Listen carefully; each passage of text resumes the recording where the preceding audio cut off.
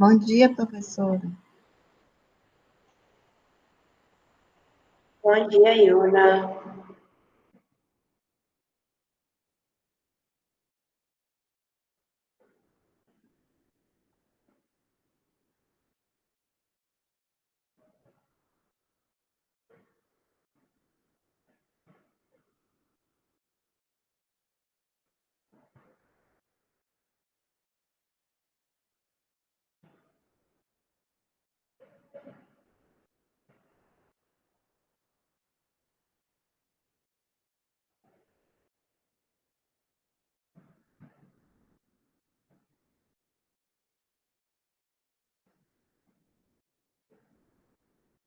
Bom dia, bom dia.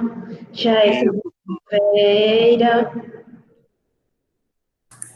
Bom dia. Bom dia.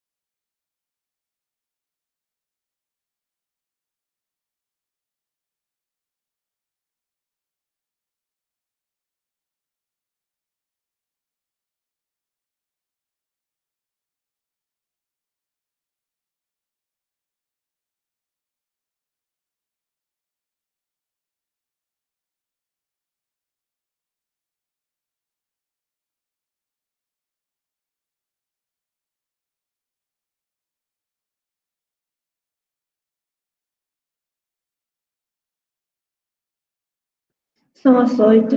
Onde estão os demais? Eu acho que a segunda-feira é um pouco difícil para acordar cedo.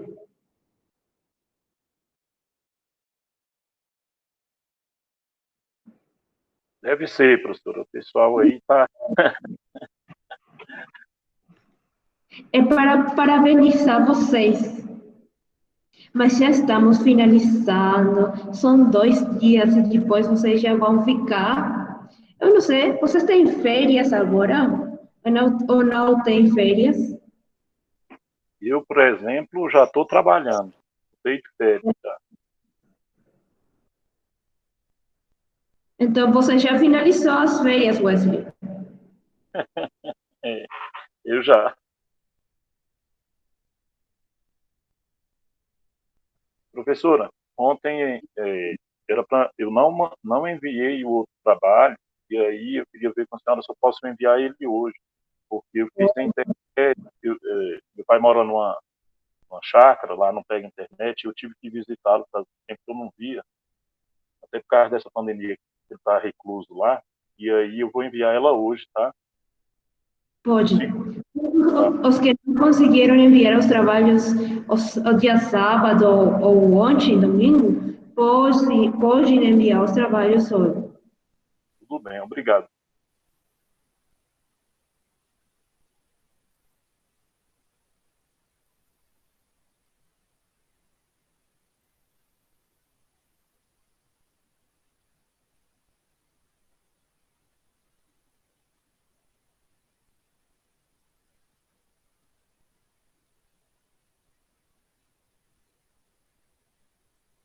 Os colegas estão unindo-se agora, estão iniciando o dia, bom dia.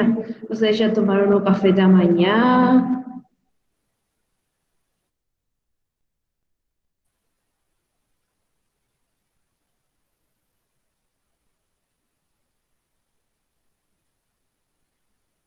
O pessoal está entrando aí. Sim. Bom dia, Celice. Bom dia, professor. Bom dia, pessoal. Tudo jóia? Bom dia, prof. Bom dia.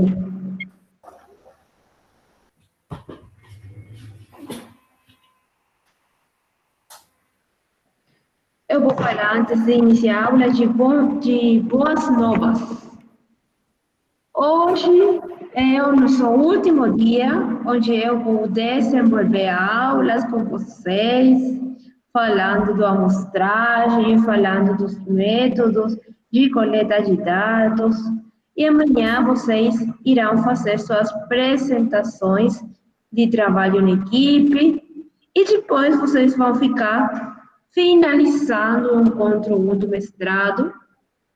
Vocês lembram, no primeiro dia, lá no janeiro 7, que alguns estavam como angustiados, como iria ser o mestrado, como iria ser a experiência, se vocês vão conseguir falar espanhol, compreender os materiais. E agora vocês estão com muita segurança, vocês estão felizes depois de toda essa experiência. É muito interessante falar disso. Isso é um bom avanço para vocês como mestrandos. A adaptabilidade ao entorno, a virtualidade é uma realidade que ela foi imposta pelo Covid. Se nós não teníamos esta doença, nós íamos estar falando cara a cara, nós íamos nos conhecer no dia a dia, mas é a realidade e nós temos que adaptar-nos a ela. Lá no Brasil, vocês já iniciaram os programas de vacinas? Aqui ainda não, é aproximadamente no mês de abril, maio, que ela vai iniciar.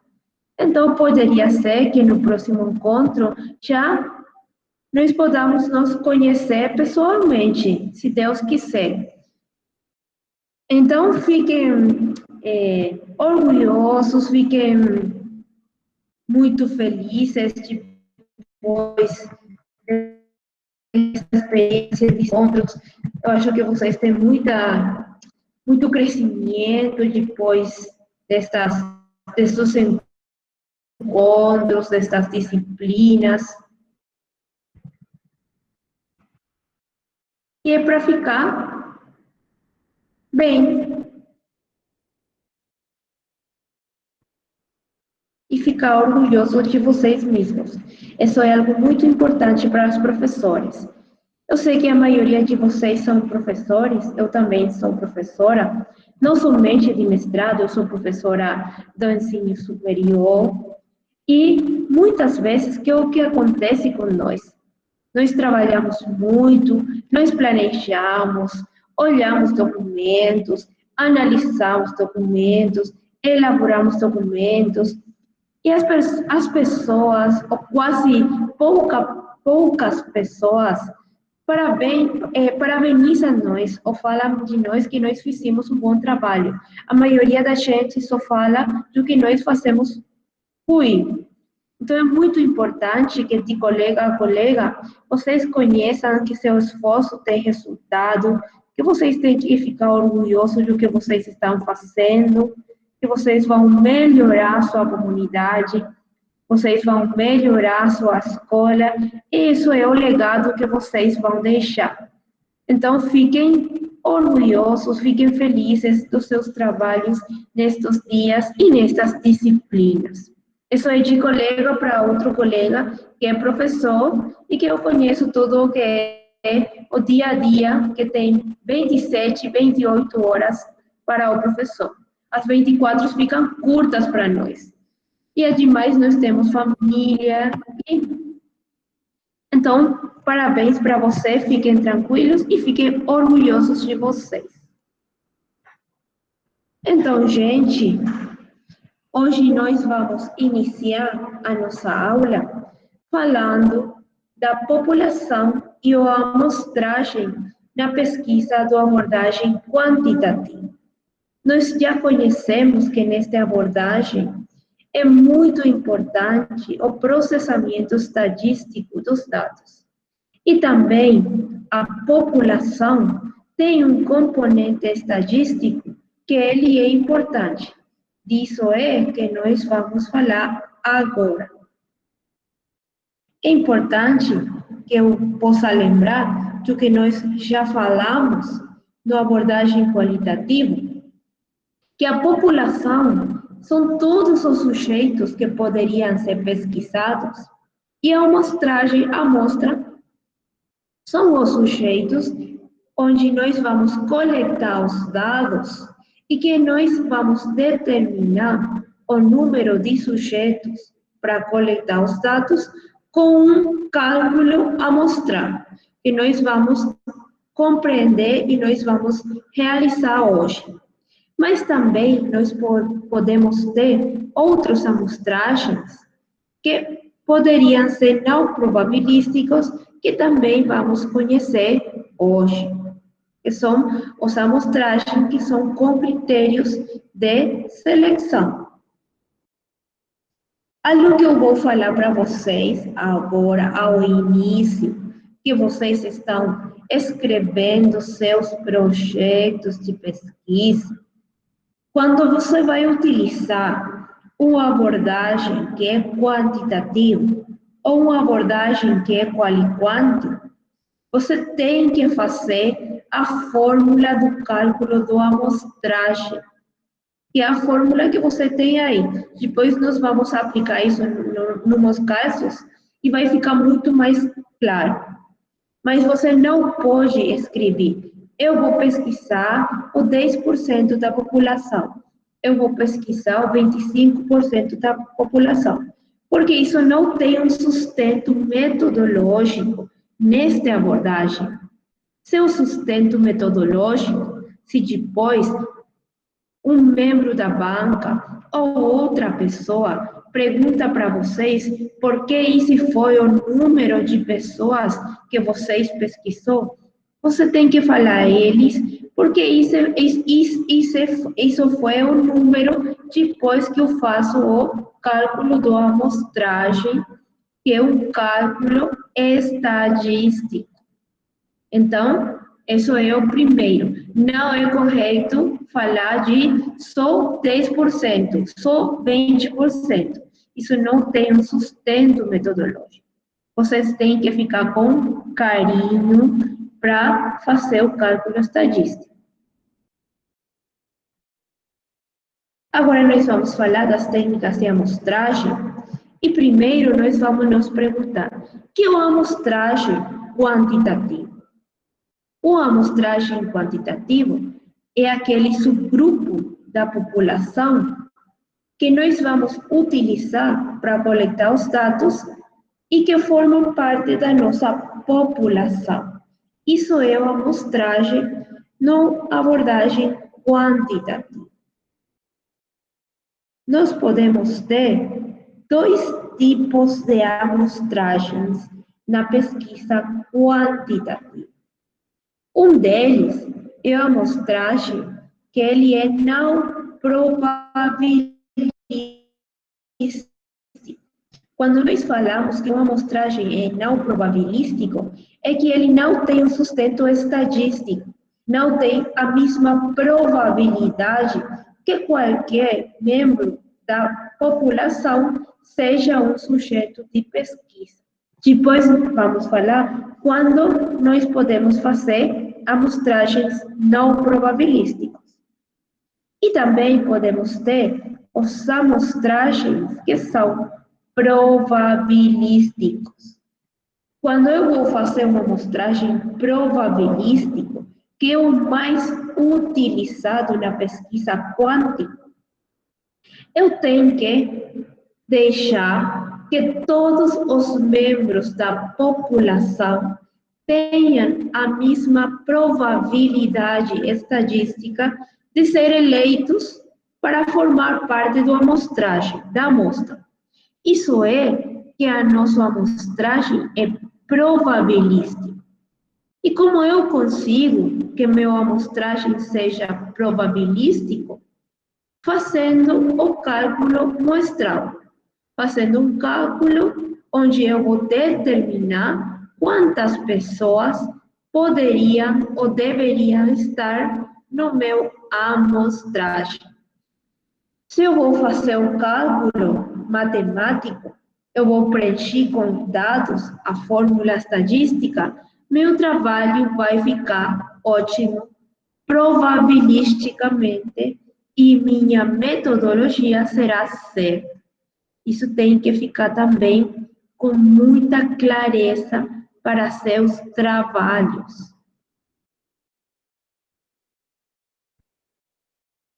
Quando eu vou fazer uma amostragem que ele é não probabilístico, eu não vou utilizar nenhuma fórmula para determinar o número de pessoas que irão ser pesquisadas, é porque eu vou selecionar de maneira direta as pessoas que serão sujeitos de pesquisa.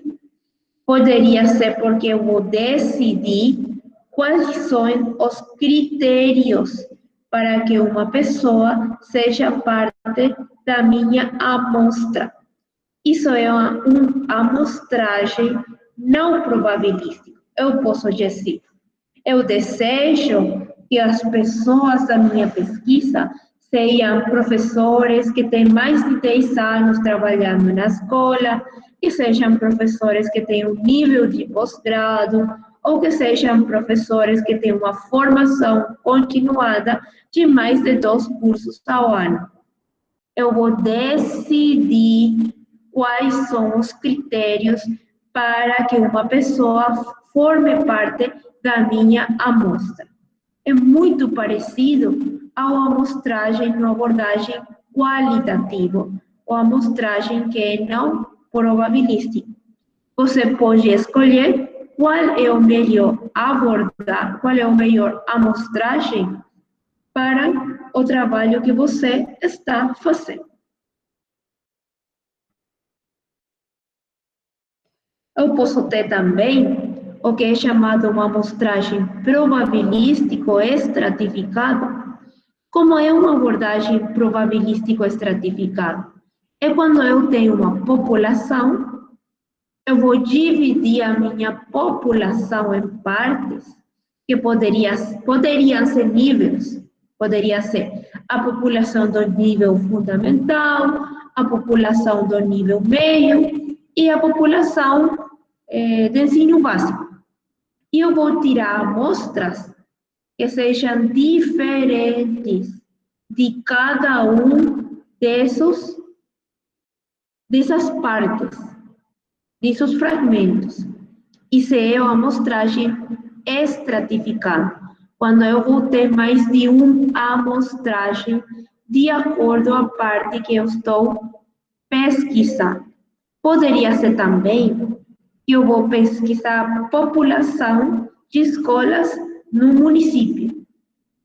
E eu vou dividir escolas públicas e escolas particulares. Eu vou tirar uma amostra das escolas públicas e outra amostra das escolas particulares. Essa é uma amostragem probabilístico estratificada, quando vocês têm mais de uma população pela uma decisão de vocês como pesquisadores. Mas o cálculo da amostragem é o mesmo para cada uma das partes, se você deseja ter este tipo de amostragem. E agora vamos nós falar do cálculo. Vocês têm uma fórmula que irão utilizar para fazer seus amostragens. Vocês estão olhando aí na minha tela? A N menor, a N pequena, é amostra, significa amostra. Para calcular a amostra, nós podemos ter dois caminhos. Um dos caminhos é quando nós conhecemos qual é a nossa população. Isso quer dizer, uma fórmula para fazer o cálculo da população que ela é finita. É finita quando eu conheço qual é o número total de membros da população. Ou poderia ser que eu não conheço o número total e eu tenho o cálculo de uma população infinita. São duas as fórmulas que vocês podem utilizar. Neste caso, para conhecer a amostragem, vocês têm que utilizar esta fórmula, que é a N maior, que indica o tamanho, o número total de pessoas numa população, que vocês vão relacionar, multiplicar pela C. A C é um coeficiente que ele já está pré-estabelecido de acordo ao nível de confiança que cada um dos pesquisadores deseja escolher. Isso também é muito importante. Se alguém estudou estatística na universidade, muitas vezes os professores falavam tem que identificar uma amostra com um nível de confiança de 95%. É o nível de confiança padrão. Mas você também pode escolher o nível de confiança de 90%, de 99%, mas a seleção, a escolha do nível de confiança é uma decisão de vocês como pesquisadores. Depois vocês também têm que escolher qual é a probabilidade de sucesso, que é a P. Qual é a probabilidade de sucesso, de êxito da sua pesquisa. E também tem que escolher a Q, que é a possibilidade de fracasso. É uma relação direta. A soma da probabilidade de sucesso, mas a probabilidade de êxito tem que ser sempre 100. Se você tem uma probabilidade de sucesso de 60, sua probabilidade de fracasso irá ser 40. Sempre tem que ficar a soma total de 100.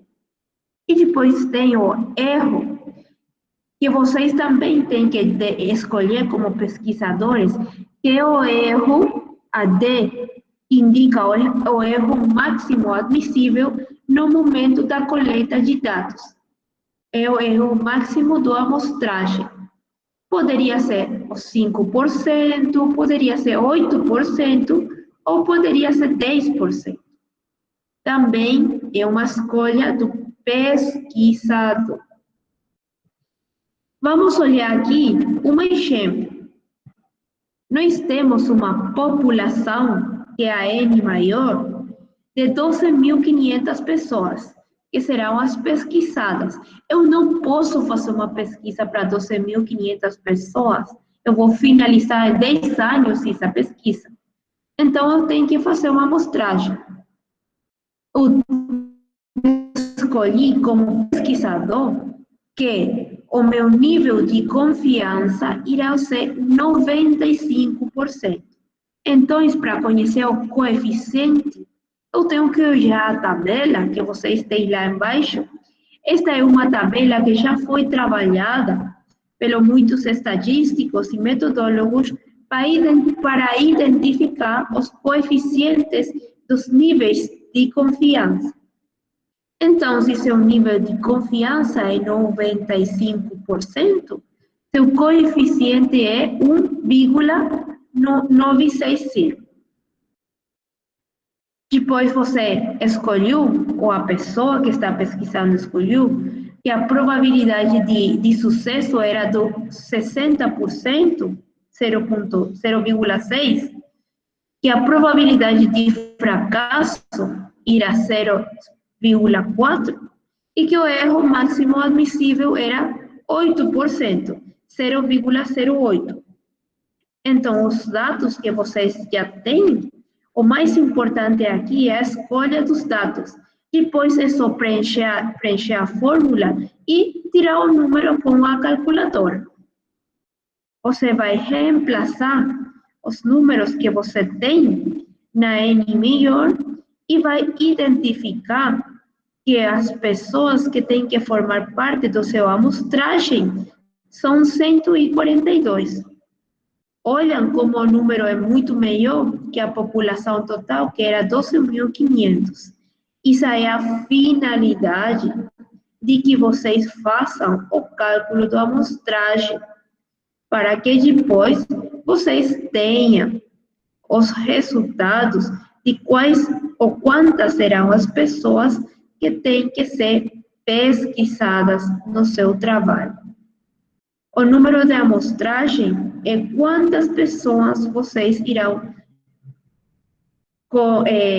perguntar, os questionários, irão estabelecer escala com elas. Esse é o número do amostragem.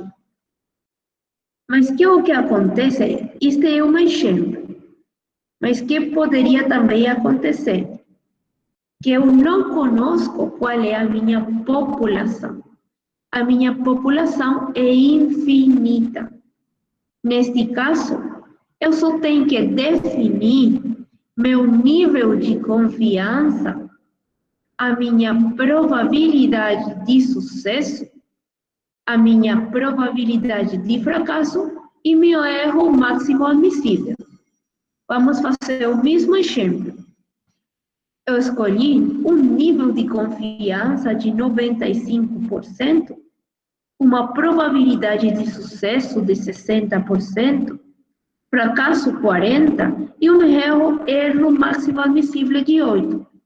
Eu vou preencher agora, a fórmula é diferente. Neste caso, a amostragem, a N maior, é igual ao coeficiente ao quadrado pela P, pela Q, dividido a D, que é o erro máximo admissível ao quadrado. Eu vou preencher a fórmula com os dados que eu escolhi e eu vou ter o N menor, que é o número de pessoas da amostragem, que é igual a 144 pessoas que têm que ser pesquisadas no meu trabalho. Esta é a facilidade de que vocês possam fazer cálculos de amostragem. Não é difícil fazer um cálculo de amostragens. Você só tem que escolher seus dados. Se vocês têm dados, vocês podem perfeitamente fazer os cálculos da amostragem. O que vocês não têm que fazer é só colocar, eu vou pesquisar 10%, eu vou pesquisar 20%. Não, você tem que fazer o cálculo da amostragem.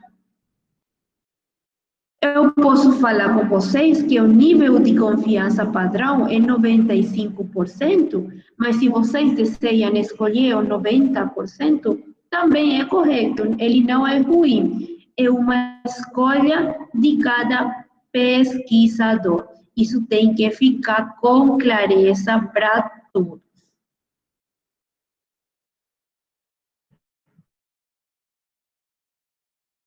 Mas também eu posso fazer com amostragem que são não probabilísticas. É quando eu tenho amostragem que ele é dirigido. Ele é muito parecido ao amostragem qualitativo. Mas eu tenho que escrever muito bem quais são essas características para que eu possa dizer que uma pessoa forma parte do meu amostragem, que ele é não probabilístico. E eu posso ter 3 tipos de amostragem que são não probabilísticos. O primeiro deles são os sujeitos voluntários. Se eu vou pesquisar um tema que é um pouco controversial, ou é um tema que as pessoas não desejam falar muito delas, eu posso fazer uma amostragem não probabilística de sujeitos voluntários. Você vai pesquisar qual é a influência na educação de pessoas que são sujeitas de violência doméstica. Pode que muitos alunos não desejem falar do tema, ou não aceitem que eles moram numa realidade onde eles vivenciam a violência doméstica.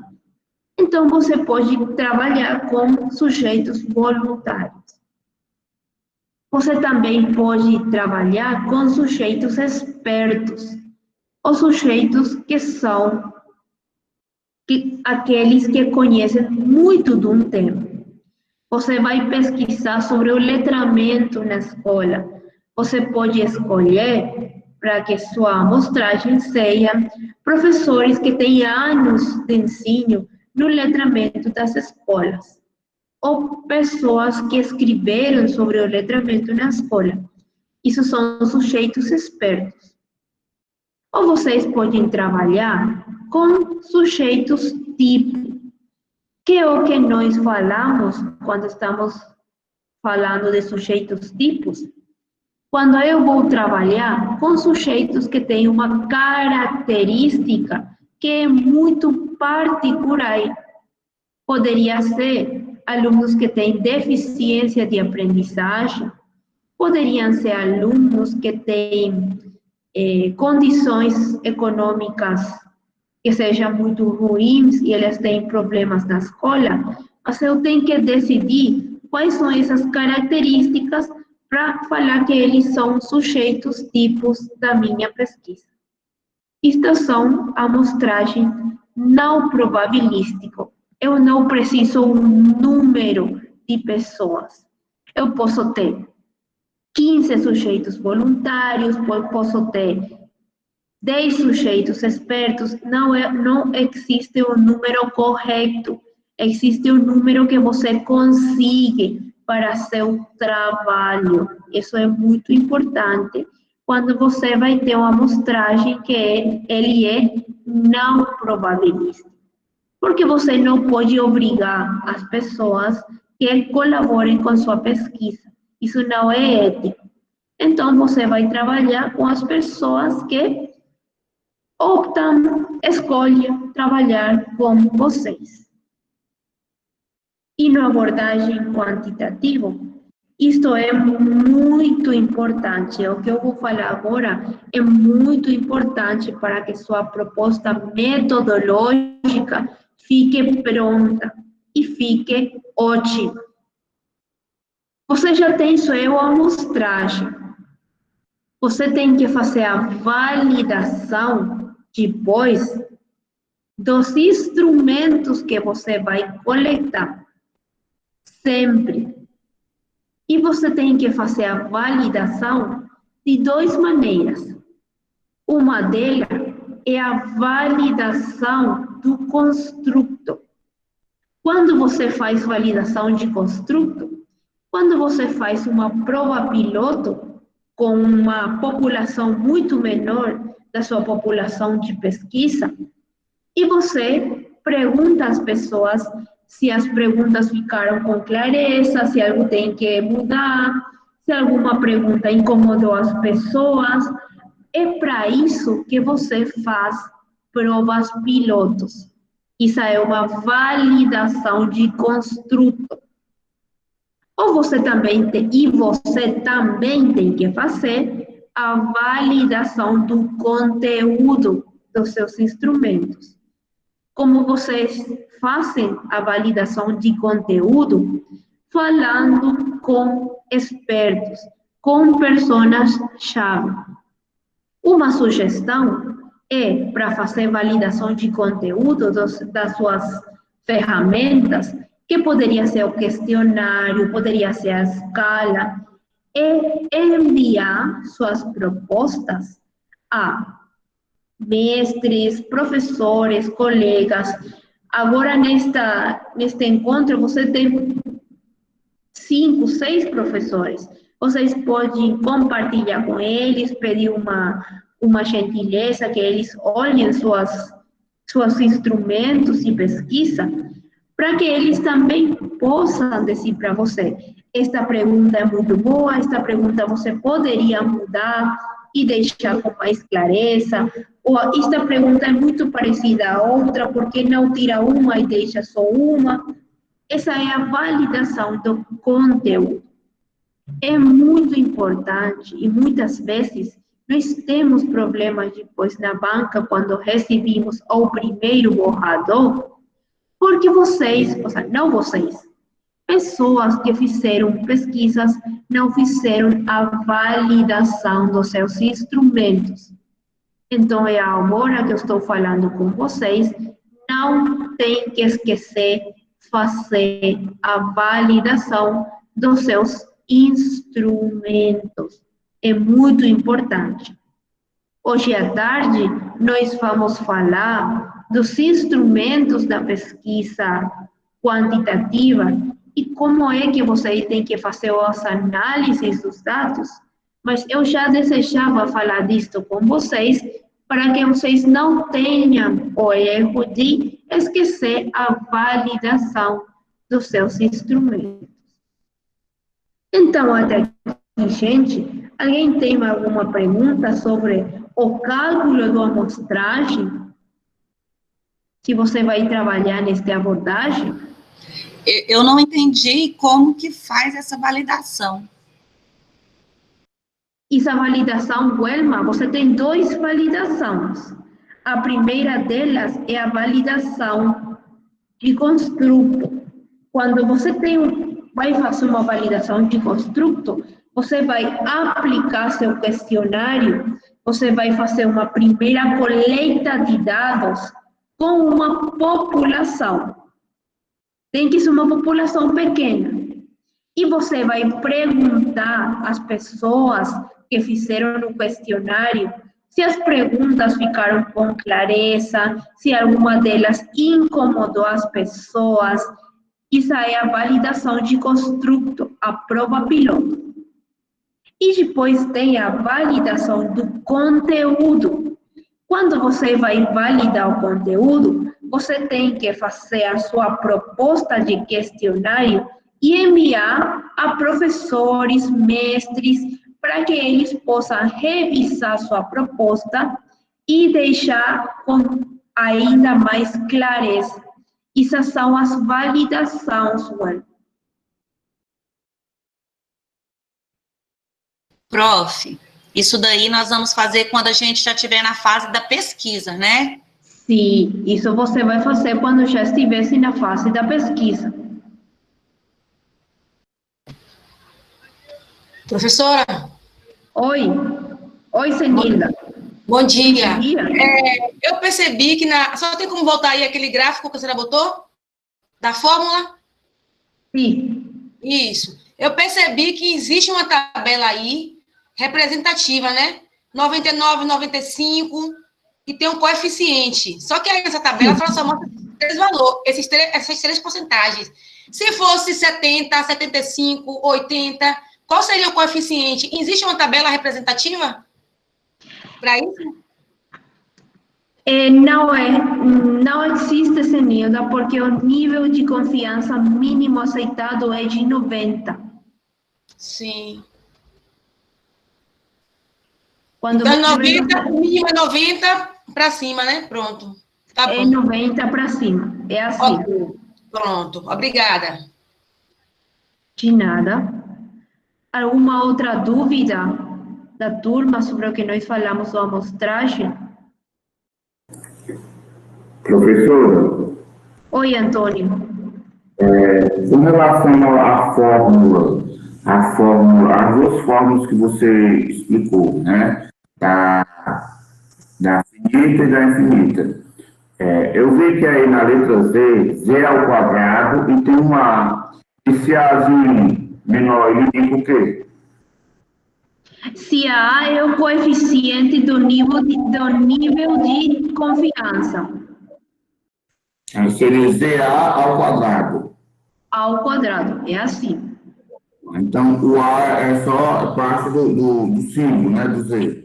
É parte da C. Isso, ok, obrigado. Eu tenho uma pergunta também. E, João? Eu estou em dúvida aqui, como que eu vou definir o tamanho da população? Assim, que eu tenho uma população muito grande, né? Eu não tenho como que eu vou definir esse grupo que eu vou trabalhar para, a partir daí, fazer esse cálculo. Se você não conhece o número da sua população, você tem que usar esta fórmula. Que é a fórmula quando a sua população é infinita, quando você não conhece o número da sua população. Mas esse número eu posso definir. Você pode definir isso, sim. Entendi. Então, eu defino esse número e, a partir daí, eu jogo ele, né, na fórmula, é isso, né? É assim. Essa definição cabe ao pesquisador. É uma decisão de um pesquisador. Ok, entendi. Obrigado.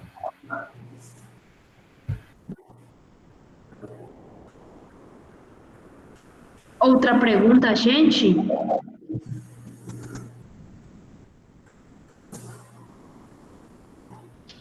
Então, agora vocês vão trabalhar com a amostragem. Você tem na sua aula do Classroom uma tarefa 3, onde vocês têm 4 casos que são hipotéticos. Não são casos reais, são casos para que vocês possam praticar, fazer a amostragem. Vocês têm que escolher os dados, você tem que extrair, pode ser extrair, quitar, deixe-me buscar uma palavra, extrair os dados que você tem no problema, que são apresentados, e preencher a fórmula com os dados que você tem.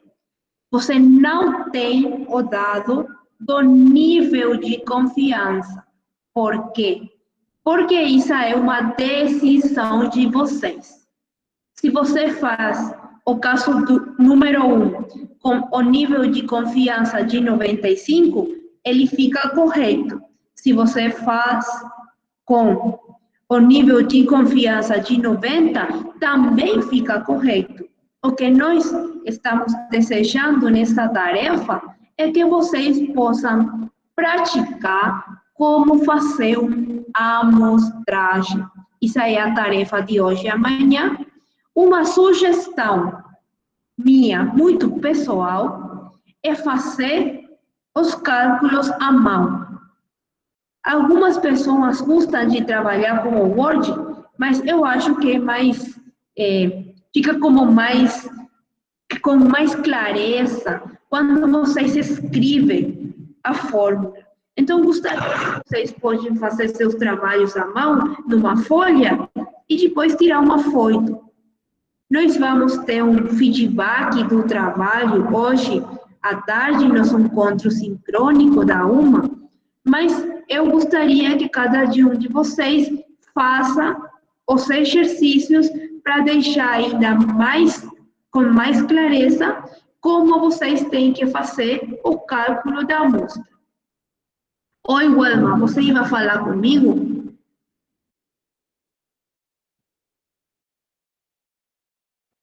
Sim, perguntar se é em grupo.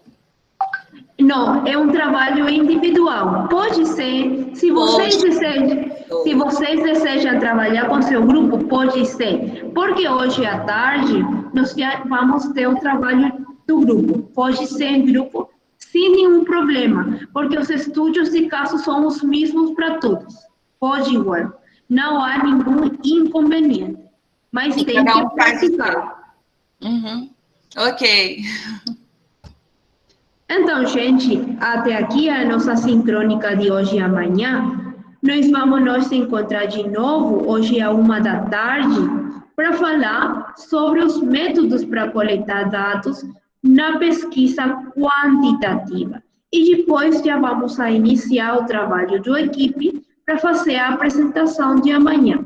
É um trabalho mais pequeno do que foi o trabalho da qualitativa, porque nós vamos trabalhar com o mesmo tema que vocês trabalharam na pesquisa quali, para que vocês depois possam ter um exemplo do mesmo tema na abordagem quali e na abordagem quantitativa. Então, gente, bom trabalho para hoje e amanhã, e nós vamos nos encontrar de novo à 13h. Obrigada. Obrigado a vocês. Até mais. Obrigado, professor. Até mais.